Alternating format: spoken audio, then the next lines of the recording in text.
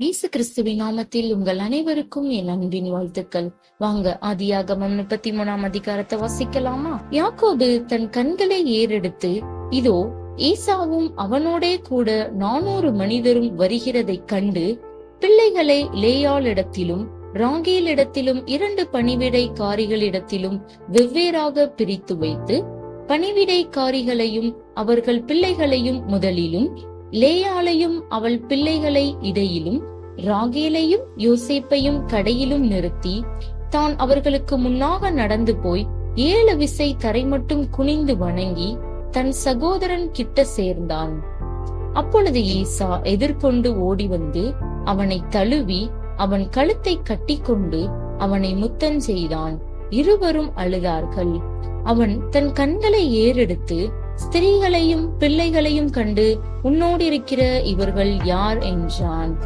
அதற்கு அவன், தேவன் உமது அடியானுக்கு அருளிய பிள்ளைகள் என்றான். அப்பொழுது பணிவிடைக்காரிகளும் அவர்கள் பிள்ளைகளும் சேர்ந்து வந்து வணங்கினார்கள். லேயாளும் அவள் பிள்ளைகளும் சேர்ந்து வந்து வணங்கினார்கள். பின்பு யோசேப்பும் ராகேலும் சேர்ந்து வந்து வணங்கினார்கள். அப்பொழுது அவன், எனக்கு எதிர்கொண்டு வந்த அந்த மந்தையெல்லாம் என்னத்துக்கு என்றான்.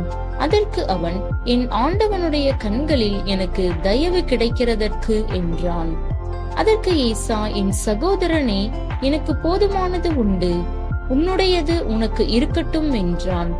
அதற்கு யாக்கோபு, அப்படியல்ல, உம்முடைய கண்களில் எனக்கு தயவு கிடைத்ததே ஆனால் என் வெகுமதியை என் கையிலிருந்து ஏற்றுக்கொள்ளும். நீர் என் மேல் பிரியமானீர்.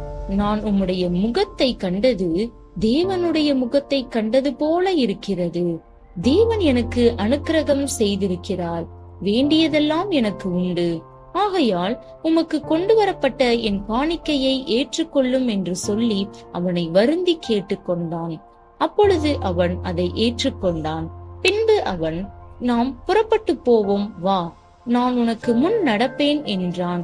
அதற்கு அவன், பிள்ளைகள் இளம் பிள்ளைகள் என்றும் கறவையான ஆடு மாடுகள் என்னிடத்தில் இருக்கிறது என்றும் என் ஆண்டவனுக்கு தெரியும்.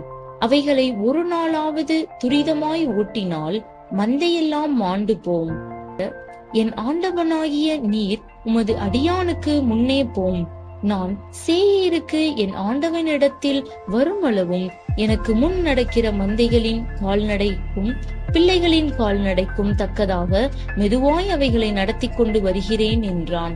அப்பொழுது ஈசா, என்னிடத்தில் இருக்கிற ஜனங்களில் சிலரை நான் உன்னிடத்தில் நிறுத்திவிட்டு போகட்டுமா என்றான். அதற்கு அவன், அது என்னத்திற்கு? என் ஆண்டவனுடைய கண்களில் எனக்கு தயவு கிடைத்தால் மாத்திரம் போதும் என்றான். அன்றைய தினம் ஈசா திரும்பி தான் வந்த வழியே சேயீருக்கு போனான். யாக்கோபு சுக்கோத்திற்கு பிரயாணம் பண்ணி தனக்கு ஒரு வீடு கட்டி தன் மிருக ஜீவன்களுக்கு கொட்டாரங்களை போட்டான். அதனாலே அந்த ஸ்தலத்திற்கு சுக்கோத் என்று பெயரிட்டான். யாக்கோபு பதான் அராமில் இருந்து வந்த பின் கானான் தேசத்தில் இருக்கிற சாலேம் என்னும் சீக்கேமுடைய பட்டணத்திற்கு அருகே சென்று பட்டணத்திற்கு எதிரே கூடாரம் போட்டான். தான் கூடாரம் போட்ட வெளியின் நிலத்தை சீக்கேமின் தகப்பனாகிய ஏமோரின் புத்திரர் கையிலே 100 வெள்ளிக்காசுக்கு கொண்டு அங்கே ஒரு பலிபீடத்தை கட்டி அதற்கு ஏல் எல்லோகே இஸ்ரவேல் என்று பெயரிட்டான். ஆமேன். இதே போல அடுத்த அதிகாரத்துல உங்களை சந்திக்கிறேன். Praise the Lord.